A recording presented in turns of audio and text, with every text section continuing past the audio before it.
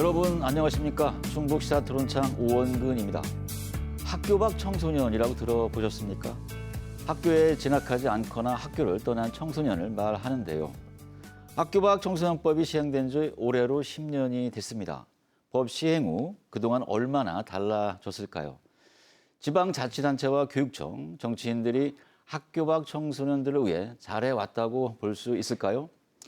오늘 충북 시사토론 창에서는 학교 밖 청소년들의 현 주소를 짚어보겠습니다. 오늘 토론에 나오신 패널분들 소개해 드리겠습니다. 김민 순천향대학교 청소년 교육 상담학과 교수 나오셨습니다. 네, 안녕하세요.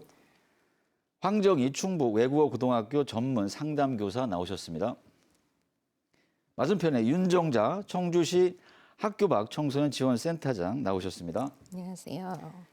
나은진 청주 YWCA 간사 작가 나오셨습니다.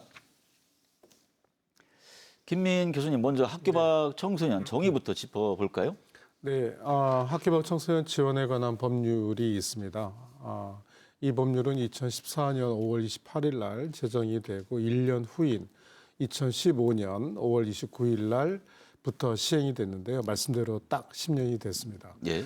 그 법률의 제2조 정의에 따르면 학교 밖 청소년에 대한 구체적인 용어 개념이 나오는데요. 우리가 흔히 학교 밖 청소년 하면 고등학교 또는 동일한 교육과정을 다니는 아이들이 재적이나 퇴학 처분을 받거나 또는 자퇴한 아이들만 생각해 왔어요. 예. 근데 그거 외에 우리나라는 왜 초등학교와 중학교까지는 의무교육과정이잖아요. 예. 그 의무교육과정을 그 유예한 아이들 그리고 3개월 이상 장기 결석한 아이들도 학교 밖 청소년에 포함이 됩니다. 아울러서 중등 즉 중학교까지 의무교육과정인데 고등학교 상급 학교를 진학하지 않은 비진학 청소년들도 우리가 학교 밖 청소년에 포함을 시킵니다. 황정희 선생님, 이 학교 밖 청소년 뭐 통계 같은 게 좀 나와 있을까요? 네, 그렇습니다. 지금 교수님 말씀하신 것처럼 굉장히 많은 범위의 아이들이기 때문에 최근에 24년도 추정치를 보면 만 9세부터 24세까지를 청소년으로 봤을 때 예. 전국 단위로 약 17만 4천 명 정도, 즉 청소년의 한 3% 정도가 해당된다고 볼 수 있습니다. 3% 정도? 예. 뭐 전국 수치와 충북 수치가 좀 다르거나 네. 그렇지는 않습니까? 충북 수치도 나와 있는데요. 예. 도교육청에서 이제 추정한 바로는 현재 1,400명 정도가 도교육청에서 추산되고 있고요. 이 수치는 전국 단위의 한 3% 정도와 유사한 퍼센테이지를 보이고 있습니다. 도내 학교 밖 청소년 지원센터 이용하는 청소년 얼마나 됩니까? 지금 황 선생님께서 도내 한 해에 1,400명 정도 발생한다고 했잖아요. 예. 근데 학교 밖 아이들은 발생된 아이들이 있고 지금까지 누적된 아이들이 있어서 사실 어느 정도인지는 모릅니다. 예. 그런데 이제 저희 충북에는 13개 센터가 있는데 센터에서 봤을 때 한 1,500명에서 1,600명 정도 저희가 등록 관리하고 있거든요. 예. 그러니까 새로 유입된 청소년들도 있고 그 전에 학교 밖이었다가 이제 지금 같이 이용하는 친구들도 있고 그렇게 진행이 되고 있습니다. 저희가 교육청에서 초중고 같은 경우 학교를 나오게 되면 이제 교육청과 연계돼서 정보가 넘어오고 저희가 청소년들한테 전화를 해서 저희 센터를 이용하겠느냐라고 물어보거든요. 그럼 이용 의사가 없다라는 친구들도 있고 아예 전화를 받지 않는 친구들도 있고 고립이나 운둔처럼 숨어버리는 친구들도 있습니다. 그래서 그런데 나중에라도 혹시 친구를 통해서 부모를 통해서 내가 이 센터를 이용해야 되겠다라고 오는 그런 청소년들이 있기 때문에 저희는 계속 이런 일을 하고 있습니다라고 홍보도 하고 유관기관과도 협조해서 발굴해서 지원하려고 노력하고 있습니다. 네, 나은진 간사님 몇 년 전에 학교 밖 청소년이었다고 하셨는데요. 학교를 그만둔 이유가 뭐였을까요? 저는 이제 2017년 고등학교 1학년쯤에 자퇴를 했었는데 그 당시에 제 장래희망이 작가였어요. 근데 이제 대학 중심, 진학 중심의 이제 인문계 고등학교에서는 뭔가 내가 예술적으로 그리고 내가 자율적으로 글을 쓰고 배우는 것이 어렵겠다라고 싶어서 이제 학교를 그만두게 되었고요. 실제적으로 저처럼 이제 학교 진학을 이제 대학을 새롭게 진학하거나 아니면 유학을 하거나 또 예술이나 좀 체육 같은 이제 인문 분야가 아닌 곳에서 이제 학교를 대학 진학을 꿈꾸거나 아니면 장래 희망을 꿈꾸는 친구들이 대부분 이렇게 학교를 그만두는 것으로 알고 있습니다. 또 코로나19 이후에 이제 교육 방식이 바뀌면서 이제 온라인 교육이 오프라인 교육으로 전환되는 과정에서의 과도기가 있었잖아요. 그 과정에 있어서 학교가 이제 조금 학교 교육이라든지 학교 분위기에 적응하지 못해서 학교를 그만두는 친구들도 굉장히 많아진 것으로 알고 있습니다. 네. 센터장님 그 센터 이용하는 그 청소년들 네. 그 학교를 그만둔 이유 어떻게 듣고 계십니까? 금방 우리 은진 간사님이 말씀하신 것처럼 정말 다양합니다. 은진 간사님 말씀하신 것처럼 내가 더 하고 싶은 거를 찾아서 나오는 친구들도 있고요. 예. 아니면은 그 학교의 현장에서의 관계라던가 학업이라는 다른 방식을 조금 원해서 약간 멈추고 싶은 친구들도 있습니다. 그럴 때 학교 밖이라는 부분들이 하나의 선택지가 되는 거거든요. 학교 밖이라는 게 하나의 단절이 아니라 내가 또 다른 선택을 할 수 있는 부분이기 때문에 정말 예를 들어서 똑같은 일이 일어나도 어떤 친구는 그냥 학교에 남아있지만 어떤 친구는 학교를 나오는 선택을 하거든요. 예. 그래서 저희는 얘가 왜 학교를 나왔는가, 이 청소년이 왜 학교 밖이 됐는가라는 것에 관심을 가지기보다는 우리가 어떻게 이 친구를 지원하면 좋을까에 더 관심을 가지고 가고 있습니다. 나은진 간사님 그 몇 년 전 학교 그만둘까 봐 고민할 때 뭐 절실하게 필요했던 뭐 정보나 도움 어떤 거였는지 실제 또 지원받은 게 있으신가요? 예, 당시에는 이제 학교 내에 위클래스라고 해서 상담 교실이 있어요. 예. 그 상담 교실을 통해서 학교 밖 청소년 센터를 알게 되고 또 학업 중단 숙려대를 되게 알게 되었는데 이러한 정보들은 사실 인터넷 검색이나 이제 직접적으로 상담 교사에게 찾아가서 묻지 않는 한은 우리 친구들이 찾아보기엔 좀 어려움이 있었고요. 예. 또 학교를 그만두고 나서 검정고시나 대안학교 등의 교육 문제에 대해서 굉장히 고민이 많았었는데 그 부분에 있어서 꿈드림 센터에서 많은 지원을 받았습니다. 꿈드림 센터 쪽에서는 이제 스마트 교실이라든지 아니면 이제 1대1 대학생을 대상으로 한 멘토링을 통해서 검정고시 지원을 해주고 있는데 그를 통해서 저는 좀 검정고시 교육 지원을 좀 많이 받았던 것 같습니다. 예. 실제로 아이들은 그만둘까 하는 고민을 하기도 하지만 거기에 대한 정보도 중요하지만 그 이야기를 할 수 있는 안전한 기지자로서의 어른들을 만나는 통로도 굉장히 중요하다고 생각해요. 그런 시점에서 우리가 하고 있는 것들이 학업 중단 숙려제라고 저는 생각합니다. 그러한 선택지를 고민할 때 2에서 4주 정도 제도적으로 저희가 마련해서 아이들과 함께 고민하고 선택지를 찾아가는 과정이 있어요. 그렇지만 이러한 학교마다 숙려제를 프로그램을 운영하는 방식이라던가 형태라던가 아니면 그것을 지원하는 것들이 굉장히 다양하고 폭이 넓어요. 그런 측면에서 이제 원활한 어떤 규범화된 것들이 필요하다라고 생각하고 아까 선생님들이 얘기하신 것처럼 다양한 아이들의 맞춤형 체계를 잡아가는 것들이 굉장히 중요하다고 생각합니다. 선택지를 충분히 안내를 받는 것이 우리의 목표가 되지 않을까라는 생각을 하면서 최근에 한 방송에서 위기 학생들로서 나가는 아이들보다 내가 미래를 설계하기 위해서 나가는 그렇게 용기 있는 아이들의 발자취를 다룬 적이 있었거든요. 예. 그런 시점에서 우리는 학교를 떠나느냐 남느냐의 문제보다는 앞으로 어떻게 살아갈 것인가의 안내자로서 숙려제를 운영할 필요가 있다고 봅니다. 예. 네, 김민 교수님, 네. 학교 울타리 밖으로 나갔을 때 청소년들이 가장 취약해진 네. 지점 어디에 네. 있습니까? 그 학교 밖 청소년이 사실은 흐름이 좀 있거든요. 예전에는 질병이나 또는 경제적인 사유 때문에 학교를 그만둔 아이들이 있었고요. 예. 그때는 학교 밖 청소년이라고 부르지 않았고 학업 중도 탈락이라고 표현을 했었습니다. 그러다가 2000년대 초반에 들어와서 학업 중단한 아이들이 발생을 했는데 아마 들어보셨을 겁니다. 교실 붕괴, 뭐 수업 붕괴 이런 예. 얘기를 하면서 학교는 거부하되 공부는 계속하고 싶어하는 아이들이 등장을 했고요. 그러다가 최근에는 교육을 받는 데 있어서 보편적인 방식의 하나로 대안적인 방법으로 아이들이 선택을 하게 되었습니다. 제가 이 말씀을 먼저 드리는 이유는 학교 밖 청소년들의 유형이 각기 좀 다른데 각각의 유형에 따라 결손 지점이 좀 다르다고 생각이 듭니다. 예. 이제 그럼에도 불구하고 공통적으로 좀 꼽자면 심리 경제적 후원자가 있느냐 없느냐에 따라 좀 많이 달라요. 그러니까 예. 가족이 심리적인 지지가 되고 경제적인 지원까지 가능하다고 한다면 아이들의 그 결손 지점이 좀 많이 줄어들고 또 그렇지 못한 아이들 같은 경우는 굉장히 부족한 부분이 많죠. 아무래도. 그래서 공통적으로 보면 심리적 지지 이 부분이 사실은 제일 먼저 충격으로 받아오죠. 그래서 또래 집단과의 관계도 끊어지고 또 학교라는 공동체로부터 내가 벗어났다라는 것 때문에 갖고 있는 심리적 지지의 위협이 좀 크고요. 예. 그거 이외에도 사실은 진로에 대한 불확실성 예. 이것도 굉장히 중요하죠. 사실은 오늘 윤정자 학교발 청소년 지원센터장님이 오셨습니다만 우리 사회에 되게 좋은 인프라들이 있고 또 그 안에서 서비스도 많이 있는데 정작 당사자라고 할 수 있는 학교 밖 청소년들이 이 사실을 잘 모른다는 점에서 어떻게 보면 결핍의 지점을 효과적으로 또 효율적으로 줄일 수 있는 방법이 뭘까를 우리 사회가 조금 짚어봐야 되지 않을까 생각을 하고 있습니다. 근데 나은진 강사님 학교 밖에 나갔을 때 취약해지는 지점 어떤 게 있었습니까?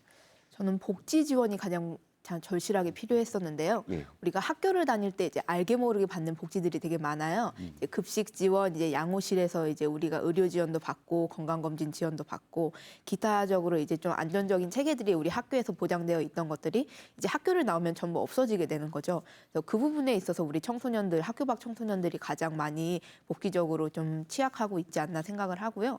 특히 이제 학교 밖 청소년들 대상으로 이제 연일의 건강검진도 이제 우리 꿈드림 센터라든지 이런 상담복지 센터에서 지원을 하고 있는데 그런 부분에 있어서 아직 잘 알려지지 않거나 우리 청소년들이 이제 도움을 받지 않겠다라고 의사를 표현하면은 그런 쪽에서 도와줄 수 없다는 부분에서 우리 복지 지원을 많이 받지 못한다는 게 좀 아쉬운 실정입니다. 네, 복지의 어려움을 말씀을 해 주셨습니다. 네, 지금부터는 학교 밖 청소년들의 학업 진학에 대해 알아보겠습니다. 학업을 이어가고자 하는 청소년들을 위해서 학교 밖 지원 센터에서 어떤 프로그램 운영하고 계신지 센터장님 말씀을 해주시죠. 네, 우리 청소년들은 나와도 수업 그 학업을 이어가고 싶은 마음들이 있는 친구들이 저희 센터를 찾습니다. 그러다 보니 검정고시는 다 하고 싶어요 하는 친구들도 있고 검정고시 이후에는 대학도 가고 싶고 수능도 보는 친구들도 있습니다. 그런데 학업이라는 게 사실 학습 지원, 검정고시만 이야기하는 게 아니라 아까 우리 김민 교수님이 중요한 말씀 해주셨거든요. 예.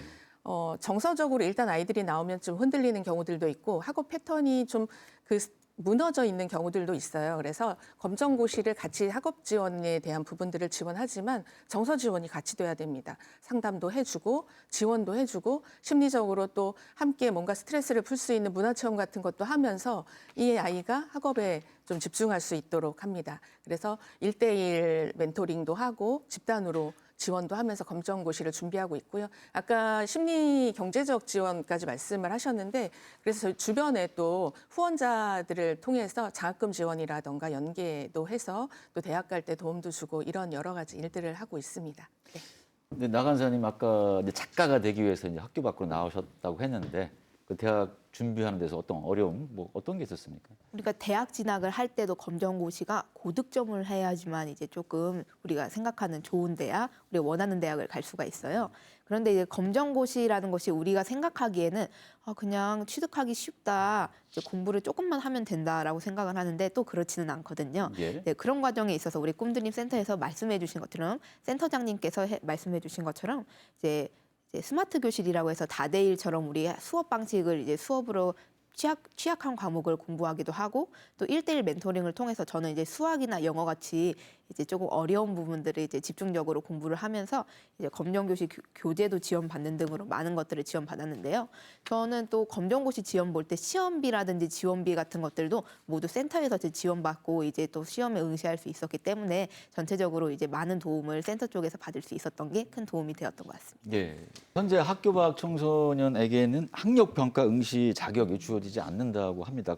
그래서 학교 밖 청소년에게도 재학생과 동등하게 학력 평가 응시 기회를 주어야 한다 이런 주장이 있는데 김민 교수님 어떻게 보십니까? 네, 저는 이 부분이 굉장히 중요한 대목이라고 생각이 드는데요. 관점이 우리가 좀 변화할 필요가 있습니다. 갑자기 뜬금없이 이런 말씀을 드리는 이유가 교육기회 평등의 관점에서 학교 밖 청소년이나 학생이나 사실은 우리에게는 동일한 자녀이고 또 미래 세대이거든요. 그들이 교육 기회를 평등하게 가져야 된다는 점은 아까 우리 나은진 강사님이 그 급식에 대한 얘기도 하셨지만 학력 평가도 역시 마찬가지입니다. 예를 들면 현재 고등학교 1학년부터 3학년까지의 학생들은 전국 그 모의 학력 평가를 하거든요. 예. 그런데 그 학교 밖 청소년들에게는 이거를 수검받을 수 있는 기회가 자체가 없습니다.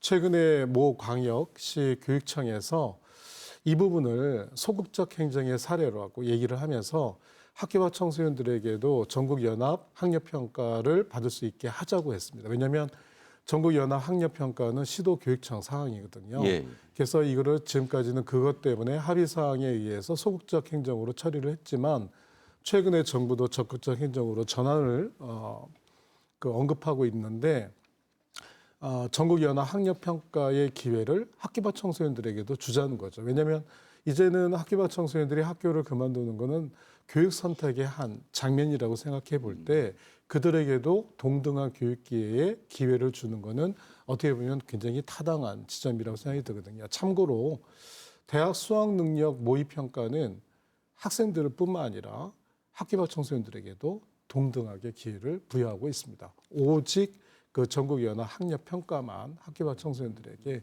주지 않고 있다는 점을 강조하고 싶습니다. 지금 말씀하신 것처럼 수능 모의 평가에 관련돼서 시험장이 오픈되어 있다면 저는 적극적으로 제도적으로 이렇게 보완할 수 있는 좋은 지점이라는 사례라고 생각이 들고요. 실제로 이것은 학력평가는 단순히 시험 응시의 목적이라기보다는 아이들이 동등하게 객관적으로 평가받을 수 있는 하나의 기회라고 생각이 돼요. 그런 측면에서 재학생에게만 주어진 이러한 기회가 학교 밖 학생들에게도 기회의 균등에 있어서 형평성에 있어서 주어져야 된다고 생각을 합니다. 법적으로 사실은 이러한 것들을 배제하라는 근거는 없어요. 예. 실질적으로는. 하지만 실제로는 응시 자체가 허용되지 않죠.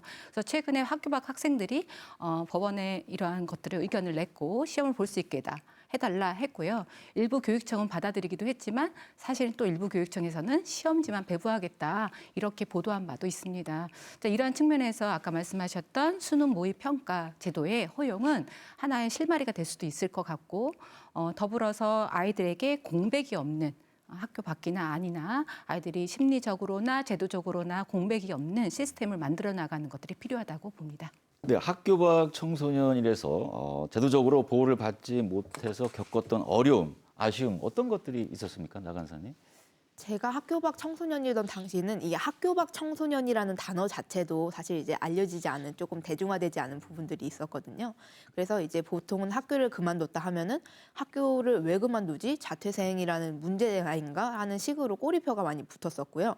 그리고 이제 학생증을 사용하지 못하기 때문에 청소년증이라는 대체 이제 우리 이제 그 자격증을 한번 사용을 하는데 이제 학교를 이제 그만두고 평일 낮에 이제 버스를 탈 때 청소년증을 대신해서 이제 학생 요금을 내었을 때 이제 뭐 버스 기사 선생님께서 조금 이제 왜 이 시간에 학생이 버스를 타느냐 하는 식으로 면박을 주기도 했었고요. 예. 또 무엇보다 제일 문제가 되었던 점은 저는 이제 예술 특기자로서 공모전을 좀 나가고 싶어 했는데 당시에는 학교 밖 청소년으로서의 이제 부문 같은 것들이 없었어요. 특히 대학교에서 내오는 이제 공모전은 초등학생, 중등, 고등 이런 식으로만 되어 있고 이제 학교 밖 청소년으로서 자격에 지원을 하려면 성인 부문에 지원을 하거나 아니면 아예 저의 부문이 없어서 지원하지 못하는 경우들이 좀 있었습니다.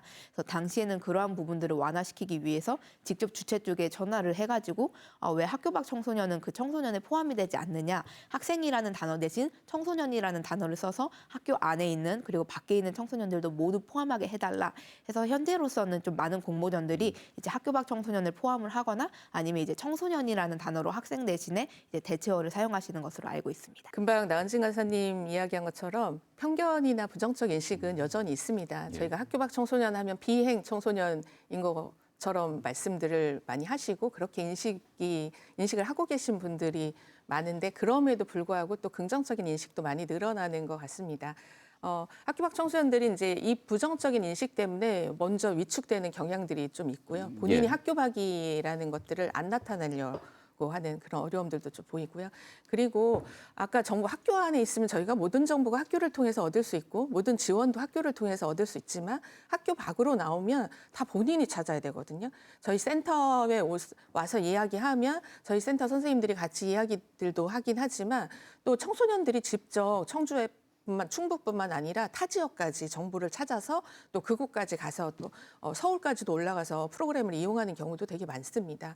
그러다 보니 우리 이번에 청소년들이 정책 제안을 하나 저희한테 제안한 게 있는데 어디 가서든 그냥 학교 밖 청소년 정보는 여기 한 군데서 다 받을 수 있는 곳이 있으면 좋겠다라는 의견을 제시를 했습니다. 그런데 사실 없는 게 아닌데 좀 비슷한 부분들이 있지만 좀 홍보가 안 된 부분들도 있고 전체 종합 포털 사이트를 또 저희 센터 차원에서 운영하는 것들은 쉽지 않은 부분들이 있어서 그것도 정말 필요하겠다. 왜냐하면 많은 정보를 알므로 인해서 기회가 더 많아지는 거거든요. 그 기회가 또 많아짐으로 아이들이 성장하는 부분이기 때문에 이 부분은 정말 필요하겠다라는 생각이 들었습니다. 예. 학교 밖 청소년들이 원하는 꿈을 이루기 위해서 진학과 관련 앞으로 어떤 부분들이 개선되어야 할지 김민 교수님. 네, 우리나라에는 학생을 포함해서 청소년들의 진로를 위한 법령이 있습니다. 예. 진로교육법이 있는데요.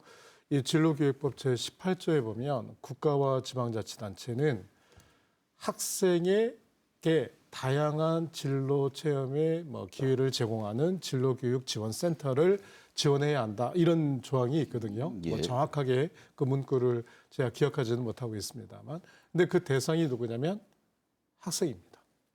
학생. 그러니까 진로교육지원센터를 이용할 수 있는 대상을 학생으로 규정을 한 거죠. 그러니까 학교 밖 청소년의 경우에는 본인이 신청을 할 수 있어요. 이용 신청을. 그런데 명확하게 법 규정을 적용을 하는 경우는 없겠지만 설마 그렇게 하지는 않겠죠. 그러나 엄밀하게 법 규정을 적용한다고 한다면 학교 밖 청소년은 진로교육지원센터를 이용할 수가 없습니다.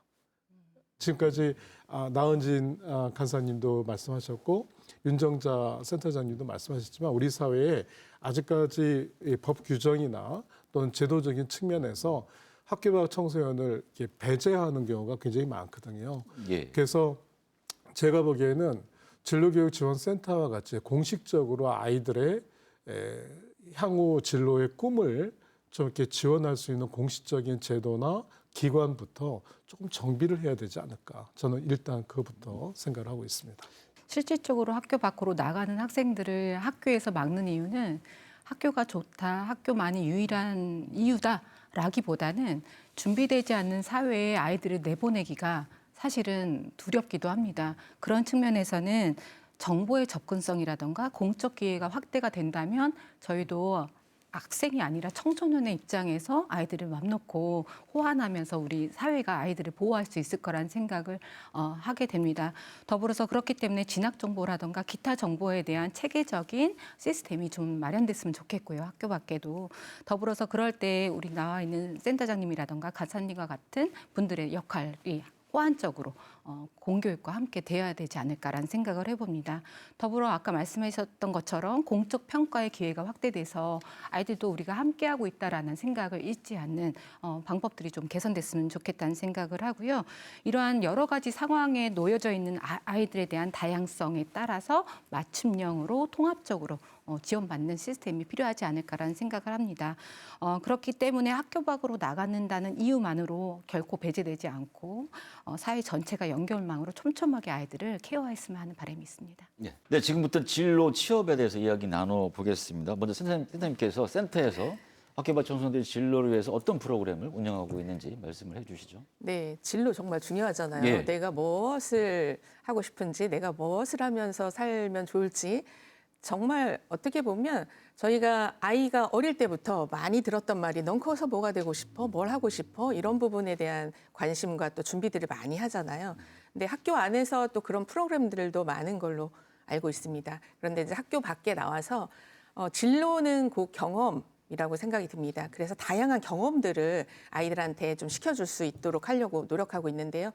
직업인도 만나게 하고 그다음에 대학 탐방도 간다고 한다거나 아니면 기업 탐방도 해서 다양한 직업이 있고 이런 일들을 할 수 있다라는 부분들을 학교 밖에서도 이야기를 해주고요. 그다음에 자격증 그래서 자격증도 딸 수 있도록 하는 그런 과정들을 통해서 진로는 본인이 여러 가지 기회 안에서 경험을 해보면서 본인이 내가 이게 맞는구나를 찾아가는 게 진로라서 저희는 그런 부분을 많이 해주려고 하고 있습니다. 그래서 또 인턴제라는 것들을 통해서 현장에서 직접 실습도 한번 해보고 예. 내가 꿈꾸던 것이 과연 맞는지도 한번 확인해보고 공동작업장이라는 어떤 작업장의 형태로 또 운영되고 있는 곳들도 있는데요. 거기서는 직접 길게 좀 짧게 프로그램만 하고 경험만이 아니라 거기선 기술도 습득해서 어떤 빵을 만들어서 팔기도 하고 가죽 공예를 통해서 나중에 가방이나 이런 것도 만들어 보기도 하고 이런 것들을 통해서 나중에는 또 만든 것을 판매도 하고 그들을 후원도 하고 나중에는 만드는 방법도 강사도 한번 해보는 내가 어떤 수혜만 받던 사람에서 기여를 하는 사람으로까지 갈 수 있도록 저희가 그렇게 지원을 하고 있고요. 또 하나 또 아까 부연 설명 좀 말씀드리자고 하면 청소년에 대한 부정적인 인식 개선이라던가 어떤 제도적으로 되지 않는 부분들을 협력을 통해서 저희가 목소리를 내야 되는 부분들이 되게 중요합니다. 그래서 아까 공모전이 안 됐을 때도 공모전 해주세요 막 하면서 공모전이 또 됐던 것처럼 예. 많은 부분에서 학생이라는 단어들을 저희는 청소년으로 바꿔주세요라는 얘기를 많이 하고 있고요. 또 충북의 진로교육원 같은 경우도 저희가 또 연계를 통해서 학교 밖도 한꺼번에는 이용할 수 있도록 또 그렇게 협력하고 있습니다. 네, 나은진 간사님, 학교 밖 청소년에게 진로 취업을 위해서 현실적으로 필요한 거 뭐라고 보십니까? 현실적으로 금전적 지원이죠, 아무래도. 네. 제가 이제 현재는 지금도 동행 카드라고 활용을 하시는지 모르겠는데 이제 저희 때는 이제 동행 카드라고 해서 교통비와 또 이제 식비를 지원받을 수 있는 월에 10만 원 이제 해서 저는 연 50만 원을 지원을 받았던 것 같습니다. 그래서 학교 밖 청소년들이 이제 그렇게 교통비와 식비를 조금 해결하고 있는데 이 지역별로 이제 명칭은 조금씩 달라지고 있고요. 한데 지금 총 지원 금액과 또 이제 지원할 수 있는 이 청소년의 수가 부족하다 보니까 이제 절대적인 좀 지원 금액이나 이제 지원 그 명수가 적어서 많은 학교 밖 청소년들이 또 이용하지는 못하고 있는 실정입니다. 또 그런 부분들을 넘어서 문화 예술까지 누릴 수 있는 그런 카드들로서 이제 이 바우처 카드가 좀 활성화가 된다면 좋겠다는 생각을 했고요. 또 공간 지원의 부분에 있어서도 좀 공간적 지원이 많이 부족하다고 느낍니다. 이제 학교 밖 청소년 센터라든지 청소년 문화의 집 같이 이 다양한 청소년들이 누릴 수 있는 다양한 센터와 이러한 공간들이 있다고는 하지만 우리 학교 밖 청소년들을 위해서 이용할 수 있는 공간이라 하면 꿈드림 센터밖에 없거든요. 근데 꿈드림 센터는 주로 이제 교육을 목적으로 하거나 상담을 목적으로 한다는 이유 때문에 우리 친구들이 자유롭게 놀러 다니거나 이제 좀 공간을 활용할 수 있는 부분들이 없어서 그러한 것들을 좀 고려해서 이제 청소년들이 놀이 공간이 좀 복합적 놀이 공간이 만들어지면 어떨까 하는 생각을 갖고 있습니다. 네, 취업과 관련해 추가적으로 하고 싶은 말씀 있으면 해주시죠. 황 선생님 먼저 해주시겠어요? 네. 학교 밖 학생들의 취업과 진학, 기타 등등을 이야기할 때는 결국에는 기회의 통로를 넓게 해줘야 된다는 생각을 하고 있습니다. 그래서 자연스럽게 학교 안에서 학교 밖으로 나갈 때 그런 통로들이 마련되어야 하는데요. 현재 학교 안에서는 또 그런 생각으로 아이들을 조금 안전한 바운드리 안에서 아이들을 경험시키기 위해서 위탁교육이라는 것들이 있습니다. 아까 말씀드렸던 학업중단 숙려제 안에서도 저희가 대안교육이라던가 지역 연계를 통해서 직업 체험을 하긴 하지만 실제 이러한 방식들이 굉장히 제한적입니다. 위탁교육이라고 하면 학교에 적을 두고서 위탁기관에서 1년 정도 아니면 6개월 정도를 경험하고 다시 와서 학교에서 졸업할 수 있는 시스템이에요. 이제 그런 것들에 대한 유연성이 떨어지다 보니까 일반고는 괜찮고 저희 학교처럼 특수목적고는 조금 제한적이거나 아니면 각 교육청마다의 시스템이나 결정권에 따라서 이런 것들 많이 혜택을 못 받고 있습니다. 그런 측면에서 너무 안타깝고요. 더불어서 이런 것이 지역사회에서의 체험과 실습과의 연계 과정이 훨씬 더 확대된다면 좋겠다는 생각을 합니다. 더불어서 이러한 과정이 아까 나은진 간사님께서 말씀하신 것처럼 청소년이 스스로 해야 된다는 부담감이 굉장히 클 때 사회에서 정서적 연결감이 없다면 아마 지치고 많이 실패감을 볼 것 같아요. 그래서 정서적 지지가 허브처럼 연결되면서 이러한 정보가 연결됐으면 좋겠고요. 더불어서 학교 안팎을 구분하지 않고 사회가 이런 것들을 함께 고민하고 연결해 주셨으면 하는 바람이 있습니다. 네, 김민 교수님. 네, 그 진로와 취업이라는 이 용어는 의외로 굉장히 큽니다. 그리고 굉장히 깊은 그 개념인데요. 저희 학과가 진로 진학 상담 전공이 교사를 양성을 하고 있어요. 지금은 진로 전담 교사라고 하는데요. 이 진로라는 게 사실은 단계적으로 중요하거든요. 하나는 진로 탐색이고, 그다음에 그 탐색된 결과에 따라서 설계를 하고, 그다음에 체험을 하는 청소년들에게는 이렇게 세 가지 과정이 필요한데, 학교 밖 청소년의 경우에는 이 첫 번째 게이트부터 불리하죠. 왜냐하면 예. 우리나라 직업사전이 직업의 종류가 2만 가지 가까이 되거든요. 근데 보통 성인이 한번 자기가 알고 있는 직업을 써보라 하면 500개를 넘지를 못합니다. 예. 아이들의 경우에는 300개가 넘지 않습니다. 학교 밖 청소년의 경우에는 직접 그거를 실험해 본 적은 없지만 학생들 수준 되지 않을까 생각이 들어요. 그렇게 많은 직업이 있는데 아이들이 그걸 잘 모르는 거죠. 정보 기회부터 제한이 되고 있어서 제가 보기에는 진로 탐색, 그리고 진로 설계, 그리고 직업 체험이라는 이 세 가지 단계에 있어서 아이들에게도 동등한 기회 평등이 좀 주어졌으면, 출발점 평등이 사실은 되게 중요하거든요. 예. 그런 부분에 있어서 학교 밖 청소년들에게도 진로와 취업에 있어서 동등한 기회 평등을 줄 수 있는 지원이 필요하다고 생각됩니다. 지금 얘기 나온 것처럼 청소년들이 학교 밖을 선택하는 데는 이유가 다양합니다. 그런데도 자퇴생, 학교 생활 부적응자 이런 딱지가 붙는데요. 이 패러다임을 주도적인 미래 설계자로 바꾸기 위해서 어떤 노력이 필요한지 말씀을 좀 해주시기 바랍니다. 사실 요새는 자퇴생이라는 단어를 잘 쓰지 않고 있습니다. 예. 그리고 학교 밖 청소년이라고 단어를 쓰지만 학교 밖도 과연 맞는가? 이게 울타리를 학교 안과 학교 밖에 대한 울타리를 치는 것 같은 느낌이 들어서 이 용어를 어떻게 해야 되는가는 다들 고민 중인 것 같습니다. 그래도 자퇴생보다는 조금 더 학교 밖 청소년으로 보고 있는 게 조금 더 긍정적인 인식이 된 거 아닌가라는 생각이 들고요.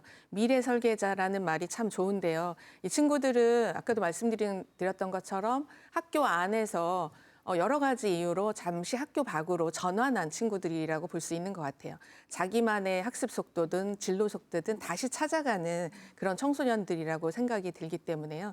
그래서 이 친구들은 자기만의 방식으로 속도를 다시 회복하고 있는 청소년이구나라고 인식해 준다면 그런 긍정적인 인식이 우리 청소년들의 미래 설계를 하는데 더 많이 도움이 되지 않을까라는 생각이 듭니다. 예전에도 홈스쿨링이라는 말을 많이 쓰는데 이제 홈스쿨링이 이제 집에서 교육을 받는다는 뜻이잖아요. 근데 요즘에 월드스쿨링이라고 해서 이제 세계를 공부한다, 세상을 공부한다는 뜻으로 이제 단어가 바뀌고 있거든요.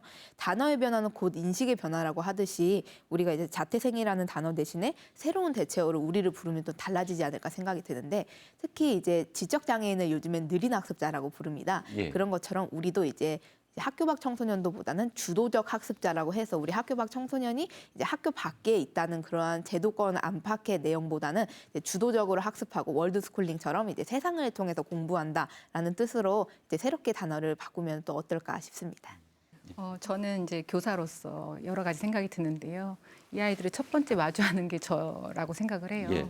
이제 그런 측면에서 어떻게 관점을 전환하냐가 굉장히 중요한 것 같습니다. 이 아이를 문제아로 볼 것인가, 아니면 진짜 말씀하신 것처럼 개척자로 볼 것인가. 이러한 관점 전환에 있어서 자신에게 맞는 경로를 스스로 용기 있게 찾아가는 자의 인식 변화가 중요하고, 그것을 이야기할 때 앞에서도 말씀하신 것처럼 정책적인 거, 학교 안에서 더불어서 학교 밖에 있는 지원 체계에서 동일한 언어로 이 아이들을 바라보는 거, 아까 말씀하신 간사님께서 언어가 패러다임을 바꿀 수 있다라고 하신 것처럼 그것이 동일해야 된다는 생각을 하면서, 그런 측면에서 어른들이 해야 될 것이 무엇인가라고 하면 정서적 지지와 그럴 수 있다, 그런 허용적인 마음이 필요한 것 같습니다. 그것이 안전망이 될 때 아이들이 편안하게 자신의 미래를 꿈꿀 수 있다고 생각을 하고요. 더불어서 우리가 바라봐야 될 때 학교를 나온 아이가 아니라 아까 말씀드린 것처럼 미래를 개척하는 아이로서 격려하는 사회적 분위기가 됐으면 좋겠습니다. 제 전공 분야는 교육 불평등이거든요, 예. 사실은. 그래서 국내에는 교육복지고 이걸 바운더리를 바깥으로 하면 사실은 국제교육개발협력입니다. 최근에 제가 부탄이나 탄자니아, 루안다, 캄보디아 이런 나라를 다니면서 학교랑 청소년 센터를 이렇게 지원하는 일을 하고 있는데요. 가장 아이들이 좋아하는 게 꿈이더라고요. 그래서 제가 청소년 센터를 그냥 청소년 센터라고 하지 말고 드림 팩토리로 하자. 그들의 꿈을 실현하는. 그리고 이 꿈 공장에서 너희들은 스스로가 방향타를 잡아가는 셀프 내비게이터라고 얘기를 했어요. 학생이라는 이칭으로 너희들 얘기하지 말고 스스로가 방향을 설정하고 그걸 뚜벅뚜벅 아까 우리 나은진 쌤이 주도적 학습자라는 표현하고 어떻게 보면 일맥상통하다고 생각이 드는데 셀프 내비게이터라는 표현을 씁니다. 근데 썼었습니다. 근데 학생이고 사실은 학교 밖 청소년이고 구분할 명칭은 필요 없다고 저는 개인적으로 생각하는데 굳이 스스로에게 프라이드업을 시킨다면 셀프 내비게이터가 어떨까 생각을 했었습니다. 네, 지금부터 앞으로 풀어가야 할 과제에 대해서 이야기 나눠보겠습니다. 학교 밖 청소년을 지원하는 정책이 교육부, 여성가족부, 지자체 이렇게 여러 곳으로 나뉘어 있다 보니까 현장에서 겪는 어려움이 많을 것 같습니다. 센터장님 어떻습니까? 현장에서 어려움이 많습니다. 여러 곳에서 예산을 프로젝트처럼 이제 쓰다 보니 교육부에도 요청해야 되고 또 성평등가족부에도 요청해야 되고 이제 이런 부분이 있어서 어려움이 있지만 그럼에도 불구하고 저는 그나마 부처에서 관심을 가지고 예산을 편성해주고 또 그것들을 쓸 수 있어서 다행이라는 생각이 듭니다. 그래서 저희 센터 차원에서는 여러 불편함들은 있지만 그래도 이 각각에 있는 자원들을 어떻게 연계를 해서 우리 청소년들에게 전해줄 수 있을까라는 부분들이 고민이 됩니다. 정말 바람이 있다면 한 군데서 이 아까 자원의 배분이거든요. 교육부는 그 안에 정말 큰 사이즈의 자원을 가지고 청소년들을 성장시키고 있는 건데 이 아이들이 학교 밖을 나왔을 때는 그 자원이 한 군데서 그렇게 많이 주기보다는 쪼개져서라도 어떻게 주는 방식이지만 그럼에도 부족합니다. 그래서 바람이 있다면 한 곳에서 큰 사이즈로 원스톱으로 딱 지원을 해주면 좋겠지만 현재는 저희가 중심체 역할로 같이 협력 구조를 만드는 방향으로 저희는 가고 있습니다. 그 학교 밖 청소년과 관련된 부처는 아마 크게 세 가지 정도가 있다고 생각이 듭니다. 하나는 교육부고요. 하나는 여성가족부, 지금은 이제 성평등가족부로 바뀌었죠. 예. 그리고 이제 보건복지부가 있습니다. 근데 이 세 개 부처가 중복되는 건 사실 별 문제 안 돼요. 이 사각지대가 있다는 게 문제이고요. 두 번째는 법제도상으로 학교 밖 청소년을 배제하고 있는지, 교육법에 의해서 이루어지는 상당 부분은 교육기본법과 초중등 교육법에 의해서 이루어지는데 이건 다 학생입니다. 대부분이 학생이고 또 교육과 관련된 세금은 그 교육기본법이나 관련 법령에 준용해서 비용을 써야 되기 때문에 이 역시 학생이라는 범주 내에서 제한적이거든요. 그래서 중앙정부가 해야 될 일은 학교 밖 청소년들이 배제가 되는지에 대한 법제도적인 부분과 사각지대를 상호 간의 협의하에서 이루어지는 거고요. 중요한 건 지방정부입니다. 네, 학교 밖 청소년들이 원하는 개성 있고 다양한 방식으로 성장할 수 있게 하려면 제도적으로 지원이 뒤따라야 할 텐데요. 어떤 지원이 뒤따라야 할까요? 황 선생님 먼저 얘기해 주시죠. 학습 경로의 유연화입니다. 아이들이 이제 진학을 위해서 나가는 학생들의 경우에는 아까 선생님들이 계속 얘기하신 것처럼 학습 경로가 유연하지 않기 때문에 어려움을 많이 호소해요.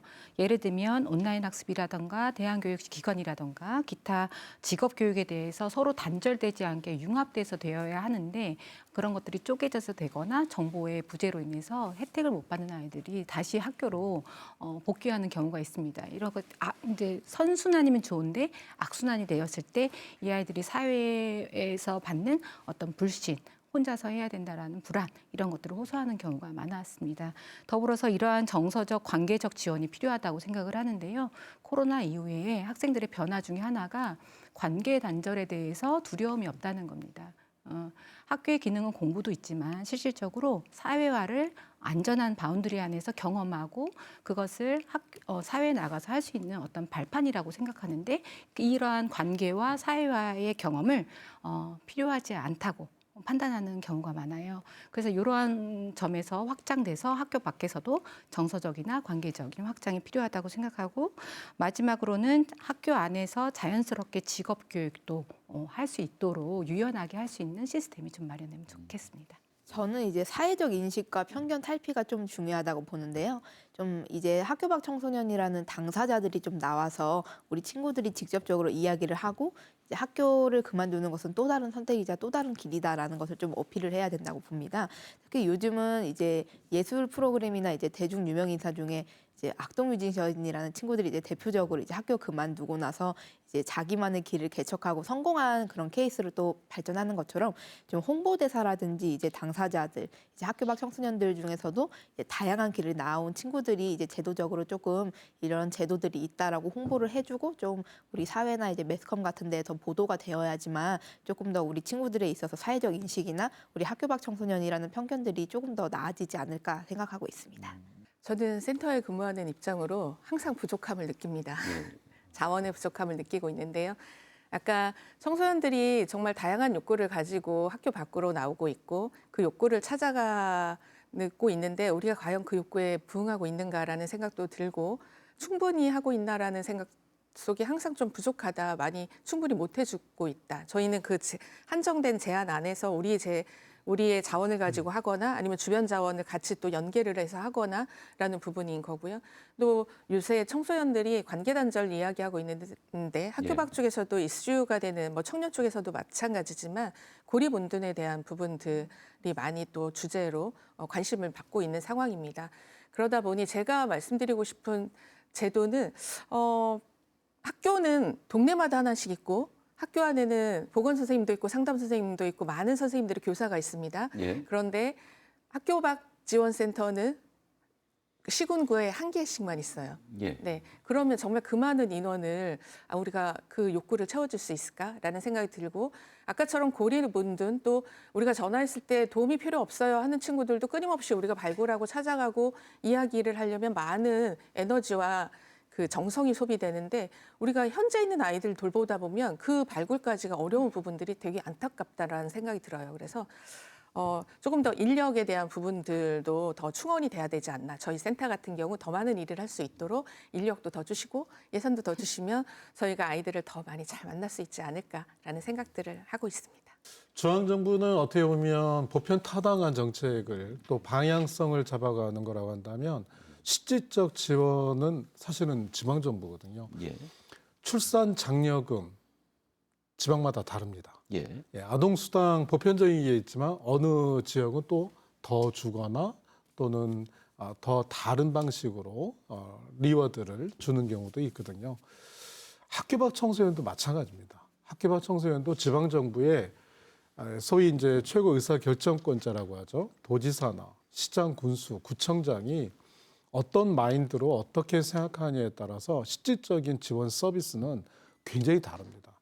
또 그를 담당하는 실무 담당 공무원이나 또 학교 일선의 선생님들이 어떤 마인드로 들어오느냐에 따라 굉장히 다양합니다. 예컨대 아까 학교 밖 청소년 발굴이 어렵다고 했잖아요. 학교에서 그만두는 아이들 숙려 제도가 있습니다. 그 숙려 제도와 학교 밖 청소년 지원센터가 물론 제도적으로 이게 긴밀하게 연계되도록 돼 있거든요. 그러면 상당수의 아까 말씀드렸던 학교 밖 청소년의 용어 정의 중에 두 번째 유형인 학업 중단 아이들의 경우에는 상당수가 학교 밖 청소년을 받을 수가 있거든요. 근데 어느 지역은 되게 잘 되고 어느 지역은 잘 안 됩니다. 이게 지방정부가 어떻게 하느냐에 따라서 달라지기 때문에 저는 이제 앞으로 이 인간의 생애 주기별 서비스가 되게 분화되고 있잖아요. 여성, 노인, 뭐 영유아, 그다음에 아동, 청소년, 청년, 네, 이렇게까지요. 지방 정부가 어떻게 하느냐에 따라서 아마 주민들이 시민들이 살기 좋은 지역과 살기 싫은 지역으로 나눠질 겁니다. 학교 밖 청소년도 그 범주 안에서 결코 벗어나지 않습니다. 네, 끝으로 마무리 발언 듣겠습니다. 오늘 못다한 말씀, 하고 싶은 말씀 있으면 해주시기 바랍니다. 나간사님 먼저 해주세요. 제가 학교 밖 청소년이었을 때부터 지금까지 또 사회 일원이 된 지금도 계속 학교 밖 청소년들에 대한 이야기를 할 수 있고 또 그들에 대한 이야기가 계속적으로 나온다는 것이 저는 그게 제일 감동적인 것 같습니다. 또 이제 학교 밖 청소년이 여전히 소수자 좀 부류로 인정되고 있는데 자연스러운 하나의 선택지로 정책하기까지 더 말하고 이야기할 수 있는 자리가 더 만들어졌으면 좋겠다고 생각하고 있습니다. 감사합니다. 네, 황정희 선생님. 네, 늘 얘기합니다. 협력해야 된다. 협력해야 된다. 그래서 지금의 직분이 중요한 것이 아니라 우리는 옆에서의 도움자로서 남아야 되겠다는 생각을 하게 되었습니다. 감사드립니다. 네, 윤정자 센터장님. 네. 학교 밖 청소년에 대한 인식 개선이 정말 다시 되는 것들이 중요하다라고 생각이 듭니다. 지금 10년 됐다고 했는데 그래도 조금 긍정적으로 바뀐 것 같고요. 지금보다 더 우리 학교 밖 청소년들은 멈춘 게 아니고 단절이 아니고 새로운 기회, 자기만의 속도의 방법을 찾고 있는 청소년이라고 좀 봐주시면 좋을 것 같습니다. 그랬을 때 그 가능성을 봐주고 함께 지지해 줄 때 이 청소년들이 더 큰 아까처럼 꿈을 위해서 가고 또 꿈을 이루는 그런 청소년들이 될 거라고 봅니다. 네, 김민 교수님. 네, 교육에 대한 철학은 각기 다를 텐데요. 제가 갖고 있는 교육에 대한 철학은 불리한 여건에 있는 아이들에게 출발점 평등의 기회를 주는 거가 우선되어야 하고, 그리고 그 이후에 있는 아이들의 경우에는 그들이 갖고 있는 잠재력을 다양한 방식으로 발현시키는 게 저는 교육이라고 생각이 들거든요. 학교 밖 청소년을 이 철학에 대입을 하면 불리한 여건에 있는 학교 밖 청소년들은 출발점 평등으로 해주고, 또 불리하지 않은 아이들도 있어요. 우리가 불리하다고 생각하는 건 편견이거든요. 그런 아이들은 잠재력을 실현시킬 수 있는 게 어쩌면 학교 밖 청소년에 대한 우리가 가져야 될 기본적인 자세가 아닌가 생각을 하고 있습니다. 네, 오늘 함께해 주신 네 분 고맙습니다. 지역의 미래는 청소년들에게 달려 있죠.